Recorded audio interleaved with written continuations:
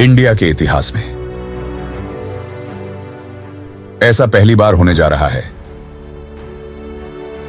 कि एक retire IAS officer को वापस बुलाया जा रहा है। किसका नाम ले लिया सुबह सुबह? वो भी सिर्फ एक केस के लिए।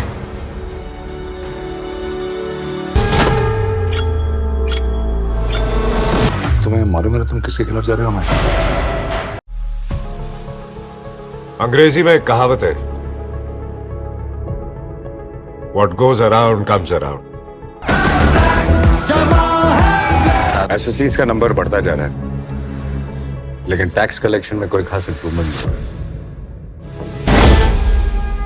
75वीं रेट डाल रहा है क्योंकि सरकारी नौकर और कामकाजी लोग ही टैक्स भर रहे हैं। दादा भाई के घर पे जो जाहिर है थोड़े ही। दादा भाई, हम दिन की वो इग्नोर की हुई सब्जी हैं जो रात को सस्ते में। लेकिन सर, जो इंक्वायरी बिठाई गई है उसके लिए किसी न किसी को तो जिम्मेदारी लेनी होगी।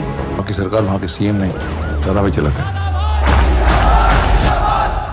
हमने तो सबको पैसे देकर उनका मुंह बंद कर दिया था,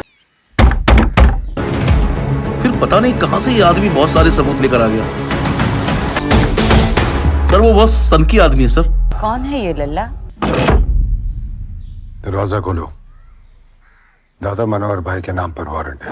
जैसा कि मैंने कहा, तुम्हारी जिंदगी सिर्फ एक ही चीज बचा सकती है। अम्मा, वो लखनऊ वाले ताऊ जी याद हैं जिनके घर छापा पड़ा था 7 साल पहले? सिर्फ यही नहीं, तुमने अपने लालच के चक्कर में ऐसे बहुत लोगों को लूटा है।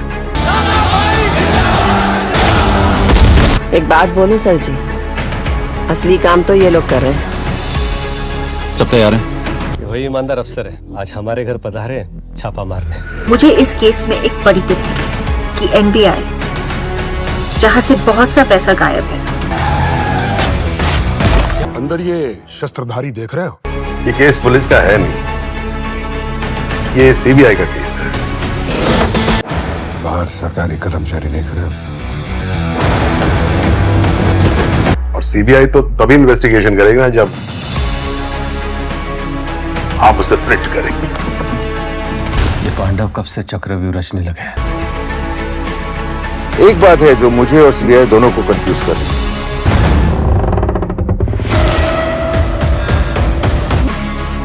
रेड मारने आया तो रेड मारो, अंदर क्या कर रहे हो? मैंने कब कहा कि मैं पांडव हूं? मैं तो पूरी महाभारत हूं। आप कुछ भी नहीं है सर। कुछ नहीं मिला सर, कहीं पे भी कुछ नहीं मिला। उसे कम से कम तुम्हें 20 लाख ऑफर करने चाहिए।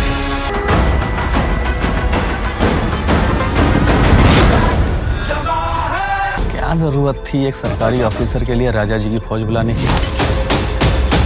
एक अफसोस जरूर रहेगा कि सच क्या था वो आपके मुंह से नहीं सुन पाया। आज से आपकी बर्बादी की उल्टी गिनती शुरू। 10 लाख करोड़ का घोटाला है, और अगर ये बाहर आया ना, तो इस देश के सारे बड़े बड़े घोटाले बाहर आ जाएंगे। ओह नो, लगता है फिर से हो गया ट्रांसफर। ताऊ जी, टैक्स का मामला फाइन देकर तभी के तभी सुलझाया जा सकता था। मानता हूं सपने देखना बेवकूफी है।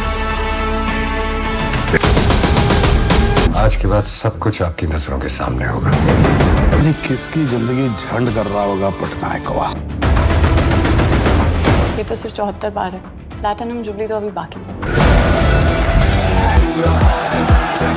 4 चीजें आपकी नजर में आई, 5वीं और सबसे बड़ी चीज आपकी आंख के सामने है, पर आप उसे ढूंढ नहीं पाएंगे। आहा, गरज गया।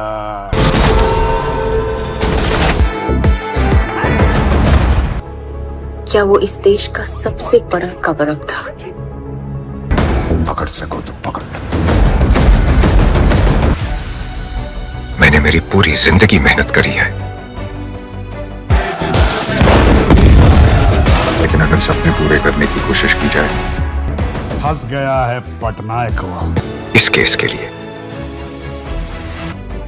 सिर्फ और सिर्फ इस केस के लिए। और ये छोटा मोटा केस नहीं है, 10 लाख करोड़। क्या कुछ छुपाने के लिए ये चंद लोगों की पॉलिटिकली मोटिवेटेड साजिश थी? अच्छा नेता हाथ काले नहीं करता। अब जो दिखाएगा वो एक काउंटडाउन का दी एंड भी करेगा। I mean he should realise कि ये करोड़ों का खेल है।